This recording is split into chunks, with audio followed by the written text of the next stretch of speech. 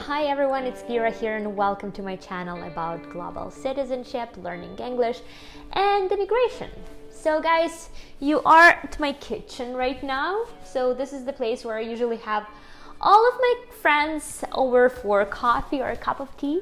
So I invite you today to share this cup of tea with me today and talk about something that is really near and dear to my heart. Let's talk about the accents. Accents, you can love them, you can have them, you can hate them, you can understand them, or you can't.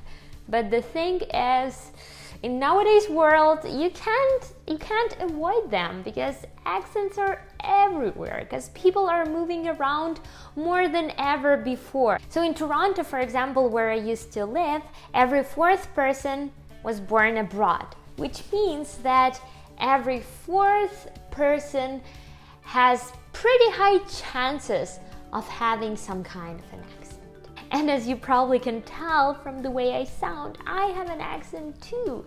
It's not a light, cute British accent. No, it's a strong Ukrainian accent. And you know what? I'm not ashamed of it anymore. But it hasn't always been this way. 5 years ago, when I first came to Canada, I was so ashamed of my Ukrainian accent that I was literally embarrassed to talk to people. I thought that they wouldn't understand me because of my Ukrainian accent. But it changed. Over the years, I learned how to embrace my accent. I learned how to wear my accent proudly and how to make friends, how to travel, how to laugh, how to build a career with an accent. So keep watching to learn how you can do the same. Accents don't matter as long as native English speaker can understand you. As long as you guys can communicate with each other, the way you pronounce certain sounds, it doesn't matter. Believe me, I've been there, I've done that. But the way you put the sentences together, the way you communicate, the way you use certain phrases and grammar structures, this is what really matters.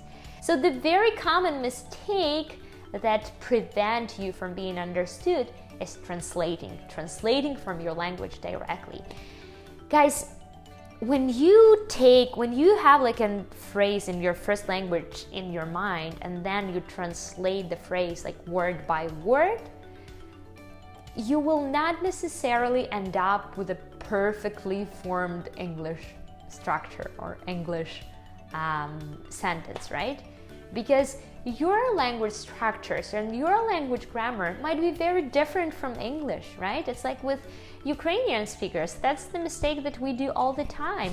We just translate word by word and we confuse English speakers a lot. Their brains have to work hard to understand what we want to say. But yeah, in this case, it's not an accent. It's just the way we put the words together. Speaking too fast, skipping sounds, mumbling, missing sounds, all those good stuff, they don't help you to be understood either. So if you want to make sure that the person understands you, slow down a bit or try to articulate better and be sure that your accent will not get in the way of you being understood.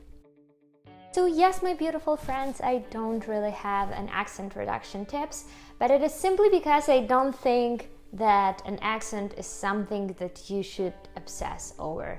Native English speakers really hear that I have an accent. Heck yeah, but I don't care, because my accent is the sign that I am a smart cookie, that I learned the language. For me, it's not even the second language.